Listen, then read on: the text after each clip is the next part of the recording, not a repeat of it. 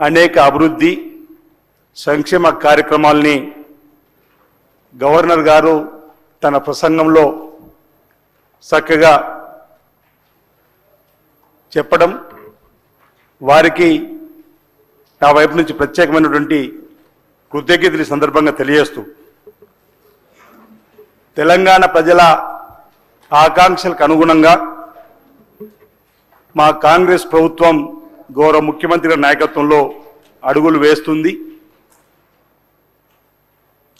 గత బీఆర్ఎస్ ప్రభుత్వం ఈ రాష్ట్రాన్ని ఆర్థికంగా చిన్నాభిన్నం చేసినప్పటికీ 7 లక్షల కోట్ల అప్పుల్లో ఈ రాష్ట్రాన్ని అప్పుల కుప్ప రాష్ట్రంగా మార్చినప్పటికీ కూడా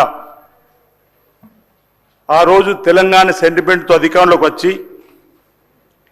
నీళ్లు నిధులు నియామకాలని చెప్పని పేరుతోటి నియంతృత్వ పరిపాలన సాగించినటువంటి ఆ పార్టీకి ప్రజలు తగిన సమయంలో సరైనటువంటి తీర్పునిచ్చి ఈ రాష్ట్రంలో కాంగ్రెస్ ప్రభుత్వం రావాలి, కాంగ్రెస్ ప్రభుత్వంతోనే ఇందిరమ్మ రాజ్యం వస్తుంది, పేదల ప్రభుత్వం ప్రజా పాలన వస్తుందని చెప్పని భావనతో ప్రజలు ఇచ్చిన అవకాశంతో కాంగ్రెస్ ప్రభుత్వం రావడం, ఇందిరమ్మ రాజ్యం